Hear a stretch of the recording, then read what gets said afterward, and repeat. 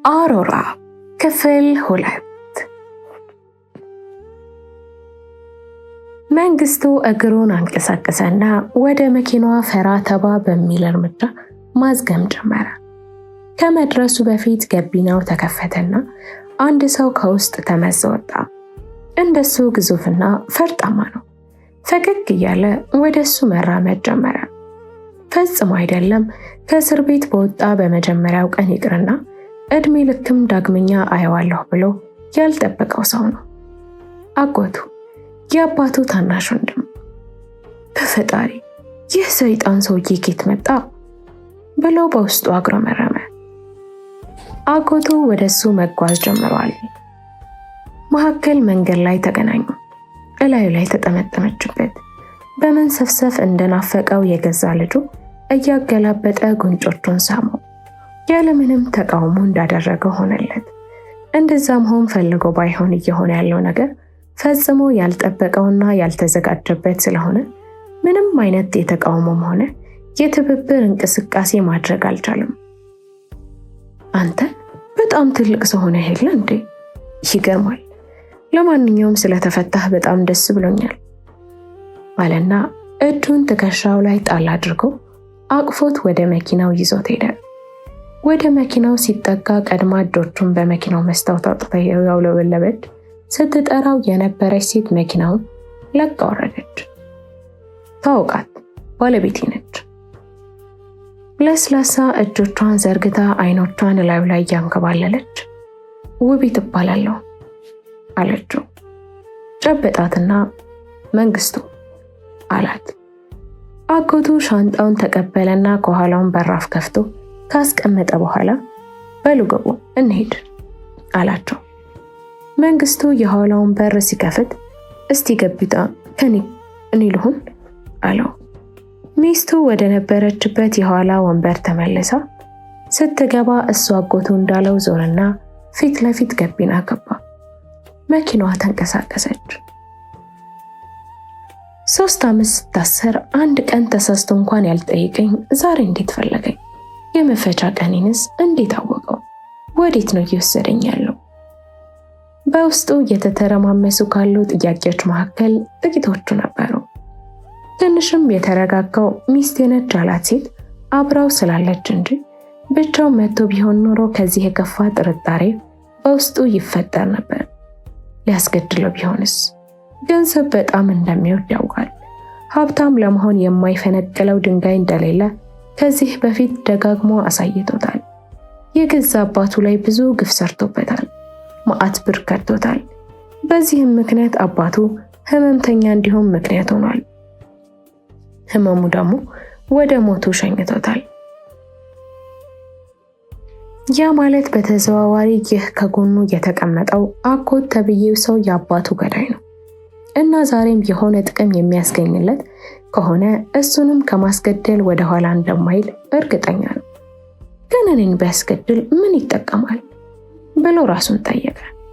ከወላጆቹ የወረሰውን ቤት፣ አዎ ወደደውም ጠላውም ቀረቤታ ኖራቸውም አልኖራቸውም በአሁኑ ዘንድ በዝምድና ሰንሰለት ለሱ ከዚህ ከጎኑ ከተቀመጠው ሰውዬ የሚቀርበው ሰው የለም። ስለዚህ እሱ አንድ ነገር ቢሆን ከወላጆቹ የወረሰውን ቤት ይገባኛል ብሎ ከፊት ከሚሰለፉ ሰዎች ዋነኛው ምናልባትም ብቸኛው ይህ ሰው ነው። ምን ነው ሐሳብ ውስጥ ገባ? ሐሳብ አሁን እኮ ሁሉም ነገር አልፏል። መከሮቹ ሁሉ ከኋላ ጥላቸው ወጥተዋል። ይህንን የነጻነት አየር ተንፍስ አለው። ለጊዜው ምንም አይነት የነጻነት አየር ወደ ውስጥ እየገባ አይደለም፣ እንደውም መታፈን እየተሰማኝ ነው ያለው ሲል መለሰለት። አይዞኝ እስክትለምደው ነው። ከአንድ 2 ቀን በኋላ ሁሉም ነገር አሪፍ ይሆንና ማጣጣም ትጀምራለህ። እኔ አጎት እንደዚህ አይነት የመታፈን ስሜት እንዲሰማህ አላደርግም። እርግጥ በውስጥህ ብዙ ጥያቄዎች እንዳሉ አውቃለሁ፣ ግን አታስብ፣ ቀስ በቀስ ጥያቄዎችን ሁሉ መልስልሃለሁ። አሁን ቤት ደርሰናል። ቤተሰቡ ሁሉ እየጠበቁ ነው። ልጆችን አጎታችሁ ከመቀሌ እየመጣ ነው ያልኳቸው ሲል ያልጠበቀውን ሌላ ነገር ነገረው። ለምን አሻቸው? ልጆቼ ከእስር ቤት ነው የመጣው ብላቸው ብዙ ጥያቄዎች ይጠይቁሃል። ምናልባት እነዛን ጥያቄዎች ለመመለስ አትፈልግም ይሆናል ብዬ እያሰብኩ ነው። እናም ለዛ ነው እውነቱን ያልነገርኳቸው። ምን? አንተም ሴት ደፍሮ ነው እንዴት አሰረ ብለህ ታስባለህ እንዴ? ኧረ በፍጹም። ግን ያው ሆነም ቀረም በሴት ጉዳይ አይደል የታሰርከው? በሴት ጉዳይ አይደለም፣ በአውሮራ ጉዳይ ነው። አውሮራ ፍቅሬ ነች። አውሮራ ህይወቴ ነች። ለእሷ ደጋግሜ ይታሰርላታለሁ። አባቷ ከሷ ሊያርቀኝ ሲፈልግ ብሩን ተጠቅሞ የፈጠራ ወንጀል አዘጋጀና ልጄን ሊደፍራት ነው ብሎ ዘብጥ እያስወረወረኝ። እኔ ግን አውሮራን የምደፍርበት ምንም ምክንያት የለም። አውሮራ እኮ የኔ ነች፣ ማለት ውስጤ ነች። ልቤ ውስጥና ሰርጋ ከነፍሴ ጭምር ተደርብላለች። ራሴን ሆናለች። ሰው ቢፈልግስ ራሱን እንዴት ሊደፍር ይችላል? ይቅርታ፣ በወቅቱ ልደርስልህና ከጎንህ ቆሜ ልታገልልህ ባለመቻሌ በጣም ነው የምቆጨኝ። ግን ሀገር ውስጥ አልነበርኩ። ከመጣሁ በኋላ ራሱ ሁሉ ነገር ከረፈደ በኋላ ነው ስለተፈጠረው ነገር የሰማሁት። አይዞኝ፣ እክስሃለሁ። ችግር የለም። ስለተፈጠረው ነገር ምንም ቅሬታ የለኝም። ግን ከመቀሌ እንደመጣሁ ለምን ነገርካቸው? ማለቴ ከጎንደር ወይም ከሐዋሳ ለምን አላልካቸው? ሲል የገረመውን ነገር ጠየቀው። አይ ዩኒቨርሲቲ የተማርከው መቀሌ ስለሆነ ስለ ከተማው በጣም ታውቃለህ። ምንም ነገር ቢጠይቁ ሳትጨናነቅ ታስረዳቸዋለህ። ለዛ ብዬ ነው መቀሌ ያልኳቸው። ጥሩ ነው። ስለኔ ይህን ያህል ማወቅህ አስገርሞኛል አለው። በዚህን ጊዜ የመኪናዋ የቤታቸው የውጭ አጥር ጋር ደርሳ ክላክስ እያስጮኸች ነበር። ዘበኛው በራፉን ሲከፍት የቤቱ በረንዳ ሁሉ በሰው ተሞልቶ ነበር። ሁለት መንታ የሚመስሉ እድሜያቸው 15 እና 16 መካከል ያለ የሚመስል ሴቶች እየተደረደሩ መጥተው ተጠመጠሙበት። አንዷ ግራ ጉንጩን ስትስም፣ ሌላዋ ቀኝ ጉንጩን ስትስመው ነበር። ምን እየተካሄደ እንዳለ በትክክል መረዳት አልቻሉም። ይህ ሰውዬ የፊልም ዳይሬክተር ሆኖ ይሆን እንዴ? የሆነ ሪያሊቲ ሾው እየሰራ ያለን የሚመስሉ። እነዚህን ልጆች 5 ወይም 6 ዓመታቸው ላይ 1-2 እነሱ ቤት መጥተው ስለነበረ ትንሽ ትዝ ይሎታል። ጭራሽ ሳያቸው ግን 10 ዓመታት አልፎታል። እነሱ ደግሞ በዛን ወቅት ሕፃን ስለነበሩ ሊያስታውሱት እንደማይችሉ እርግጠኛ ነው።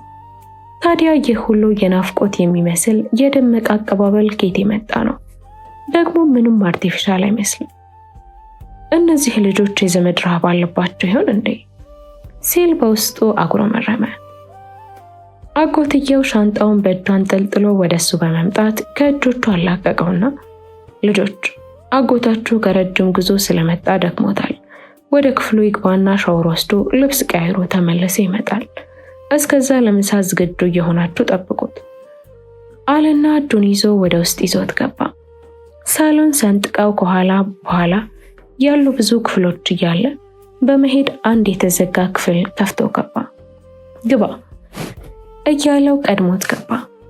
ገዘፍ ያለ የራሱ የሆነ ሻወር ቤት ያለው መኝታ ክፍል ነው። ሻንጣውን ጠረጴዛ ላይ ያስቀመጡለትና እንግዲህ 30 ደቂቃ እንሰጥሃለን፣ ሻወር ወሰድ፣ ትንሽ አረፍ በልና 6 ሰዓት ወደ ሳሎንና ሁሉም አንተን የሚጠብቁት አለውና ወጥቶ ሊሄድ በራፍ አካባቢ ከደረሰ በኋላ ወደ ኋላ ዞር በማለት ስትመጣ እዛ ቀይ ፔስታል ውስጥ ያለውን ዕቃ ይዘኸው ና፣ ለልጆቹ ስጦታ ነው። እንዲህ አይነት ነገር ስለለመዱ ትሰጣቸዋለህ። ለአንተ ልብስ ቁም ሳጥን ውስጥ አለልህ። ሳይዝህን በትክክል ስለማላውቅ በግምት ነው የገዛሁት፣ ግን ከውስጡ የሚሆነው አይጠፋም ብዬ አስባለሁ። በል እንጠብቅሃለን ብለውት ክፍሉን ሙሉ በሙሉ ላከወጣና ከውጭ ዘግቶበት ሄደ። መንግስቱ የግራ መጋባቱ መጠን በጣም ከፍተኛ ስለነበረ ድክምክም አለው። አልጋው ጠርዝ ላይ ቁጭ አለና መኝታ ቤትህን የተባለውን ክፍል እንደ አዲስ አይኖቹን እያዘዋወረ መቃኘት ጀመረ። አውሮራ ከአባቷ ከአቶ ግርማ ደረት ላይ ተንሸራታ ተነሳችና ከአልጋው ወረደች። እርቃኗ ነች። መለመላዋ ከአልጋዋ 1 ሜትር ራቅ ብላ ቆመችና ጭልጥ ያለ እንቅልፍ ውስጥ ያለውን አባቷን በትኩረት አየችው። ይህን ሰው አባቷ ነው። ቢያንስ ለ17 ዓመት እናቷ እስክትሞት ድረስ የዓለም ምርጡ የእንጀራ አባቷ ነበር። ከዛ በኋላ በተለይ ባለፉት 5 ዓመታት ነገሮች መስመር ስተው ድብልቅልቃቸው ወጥቷል። አዎ ይህን ሰው በጣም ትወደዋለች። ይህን ሰው አምርራ ትጠላዋለች። ቀስ ብላ ወደ ኮሜዲኖ ሄደችና አንድን የመሳቢያ ኪስ ሳበች። የተወሰኑ ሰነዶች፣ አንድ ሽጉጥ አለ። ማታ ከጎኑ አውጥቶ ሲያስቀምጥ አይታ ነው። አነሳችው። አስተካክላ ያዘችና ወደሱ ተጠጋች። በልቡ ትክክል ደቀነች። መጠበቂያውን አላቀቀችና ለመተኮስ ተዘጋጀች። ገድላው መሞት አሰኛት። ከዛ ተያይዘን ሲኦል እንሄዳለን። አዋ መቃጠል ለሁለታችንም ይገባናል፣ ለሁለታችንም መቅለጥ ይገባናል አለች። ቃታውን ለሳብ አልሳብ እያለች ከነብሷ ጋር ሞገድ ገጥማ እያለች አይኑን ገለጠ። ወደ ላይ አንጋጦ አያት። ምንም አልደነገጠም፣ አልገረመው። ሁሉ ጊዜ ልትገለው እንደምትፈልግ ያውቃል። ያላስደናገጠው ሞቱን የምትመኘው ያህል በህይወት መቆየቱንም በጣም እንደምትፈልግ እርግጠኛ ስለሆነ ነው። ልቤ ላይ ከምትደቅኝ ግንባሬ ላይ አይሻልሽም? ልቤ ውስጥ ውቅያኖስ የሆነ ያንቺ ፍቅር አለ። ቀጥታ ልቤ ላይ ከተኮሽ ማዕበል ታስነሻለሽ። ማዕበሉ ደግሞ ሁለታችንንም ከህይወት ሰልፍ ጠራርጎ የማስወገድ አቅም ይኖረዋል አላት። ሽጉጥ የደቀነው እጇን ሰበሰበችና ሽጉጡን ወደ ቦታው መልሳ ወደ ቁም ሳጥኑ ሄደች። ከፓንት ጀምራ ልብሷን መልበስ ጀመረች። እሱም ከተኛበት በአድናቆትና በፍዘት ሲመለከታት ከቆየ በኋላ ምን ነው በጧት ተነሳሽ ሲል ጠይቃት። ወጣ ብዬ ዕቃ መግዛት እፈልጋለሁ። እቤት ውስጥ ታፍኝ መዋል ሰልችቶኛል። በዛ ላይ ዛሬ ሐሙስ ነው፣ ማታ ናይት ክለብ ፕሮግራም አለኝ። ጥሩ፣ ጋርዶችን 3 አድርጌያቸዋለሁ። ምን ተፈጠረ ደግሞ? አይደለም 3 ሆነው ሁለቱንም መቋቋም አልቻልኩም። ያፍኑኛል። ነፃነቴን እንደተዘረፍኩ ነው የሚሰማኝ። እንግዲያስ ያን ከጠላሽ ቤት አለመውጣት፣ ተሰብስቦ መቀመጥ ነው። ሁሉንም ማደርገው ላንቺ ብዬ ነው። ከት ብላ ሳቀች። ምን ያስቅሻል? ምን ነው ስንተዋወቅ ግን እማዬ በህይወት እያለች እንዲህ መፈናፈኛ ሳጠተ ከማንም እንዳትገናኝ ቁም ስቅሏን ታሳየት ነበር። እሷን እንደዛ አድርጌ እንደማላውቅ ታውቂያለሽ። እናትሽ እንዳንቺ ዝነኛና የሰው አይን ሁሉ የሚንከራተትባት አብሪ ኮከብ አልነበረችም። አንቺ እኮ የወንዶቹም የሴቶቹንም አይን እኩል የሚሸርሙጥብሽ አፍሳሽ ጣዖት ነሽ። ቆይ ለምን ለአንድ ድረህኝ አትገላግለኝም? የትኛው ሞኝ ነው በየቀኑ የወርቅ እንቁላል የምትጥልለትን ተወዳጅ ዶሮን አርዶ የሚበላው? አሁን 100 የዚህ ልጅ እውነተኛ አባት እኔ ነኝ። አራሶና እናቷ ይዛብኝ ጠፍታ መጣ አንተን አገባች። ከፈለክ ዲኤንኤ ማሰራት እንችላለን። አንተ ያሳደጋት እንጂ ወላጅ አባቷ አይደለም። ይህንን አንተም በልብህ ታውቃለህ። ስለዚህ ልጄን ስጠኝ ቢል ምን ታደርጋለህ? ምንም።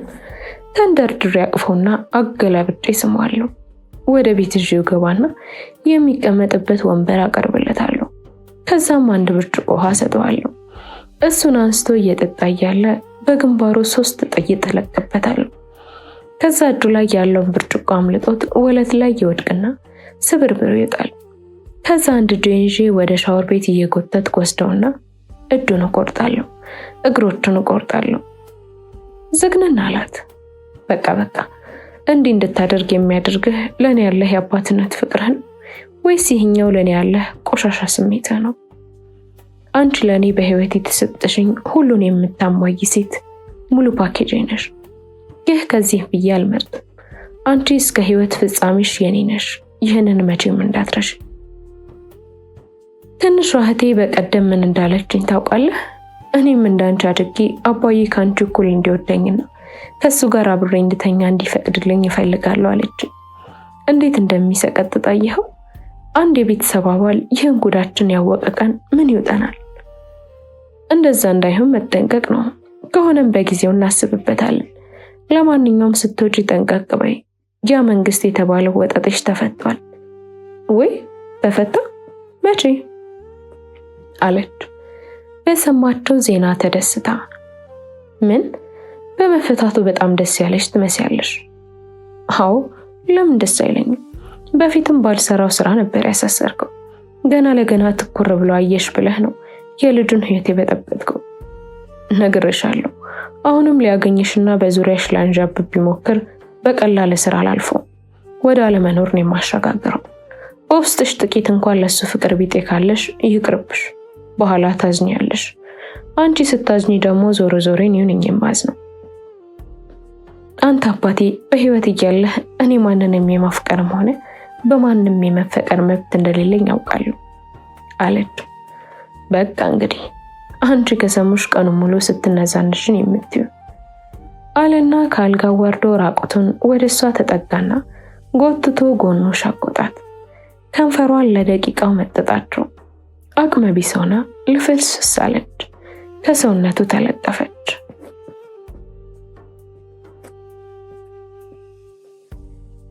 መንግስቱ አሁን የተሰጠው ክፍል አይደለም።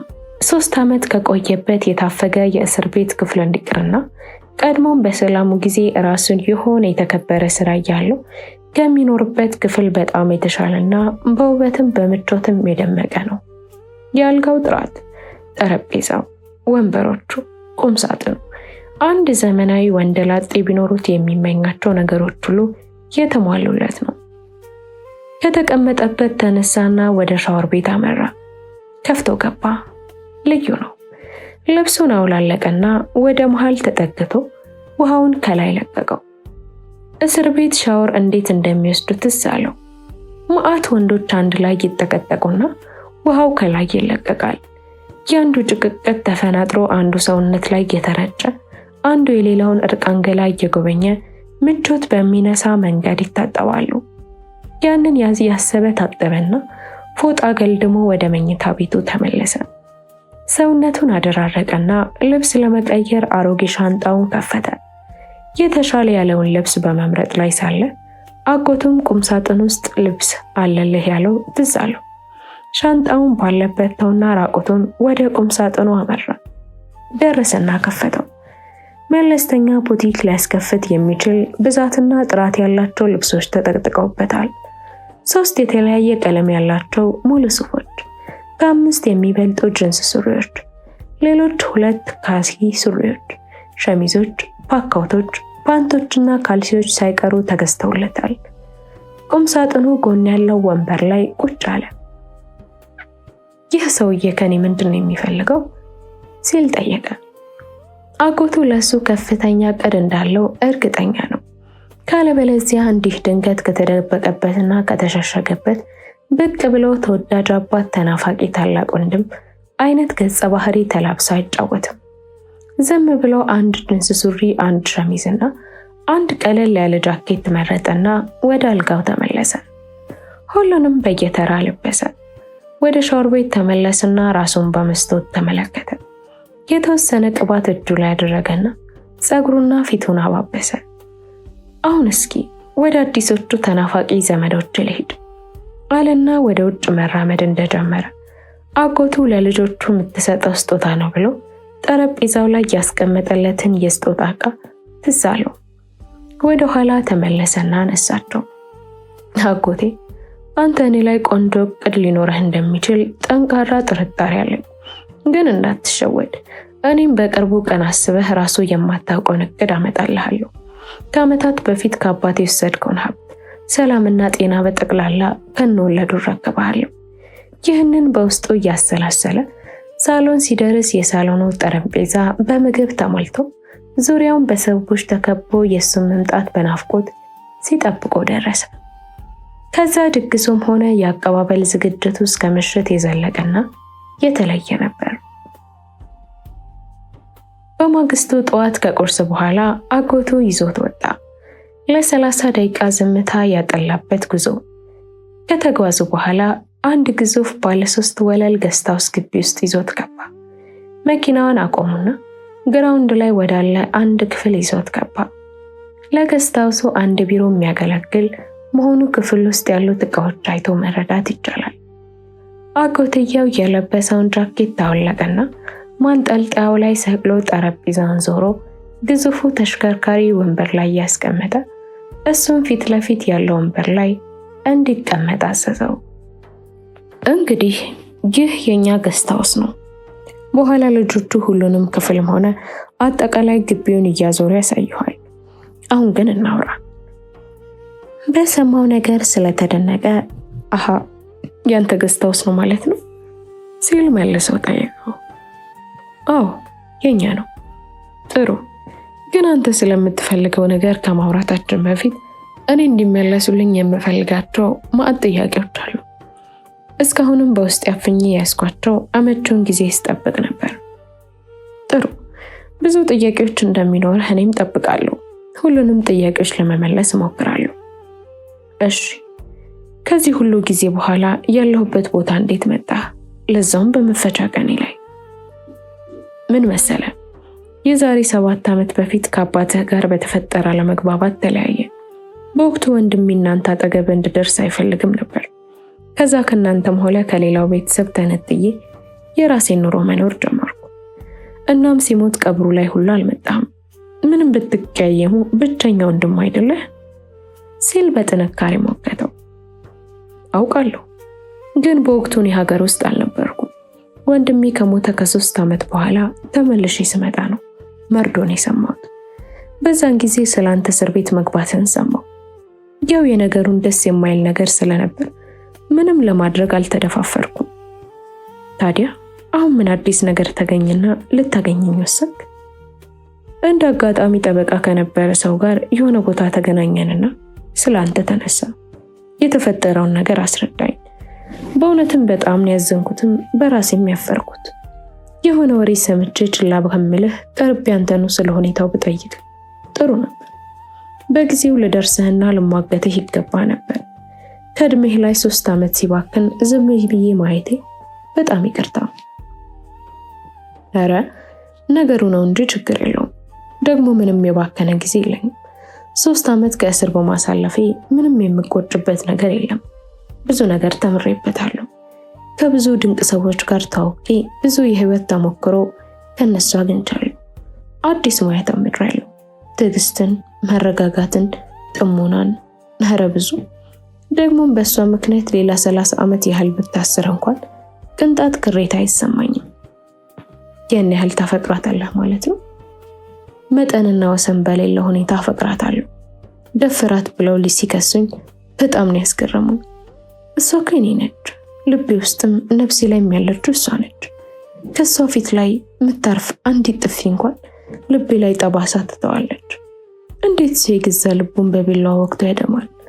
እኔ እሷን እንኳን ልደፍራት ያለ ፍቃዳቸውን አልጨብጥም። ፈዞ በተመጽቶ ሲያዳምጣው የነበረው አጎቱ እሷስ ግን ማለቴ ያንተን ያህል ታፈቅራለች? እሱን ማወቅ አልችልም። እኔ እርግጠኛ መሆነው በእኔ ማፍቀር ነው። ደግሞ የኔ ፍቅር ጥልቅና ስምጥ ስለሆነ ለእኔም ለሷም ይበቃል። ብቻዬንም ቢሆን ለሁለታችን የሚሆነውን ፍቅር ማመንጨት እችላለሁ ሲል ነገረው። ክፍል 3 ይቀጥላል። ላይክ፣ ሼር፣ ሰብስክራይብ በማድረግ ስራዎቻችንን ያበረታቱ።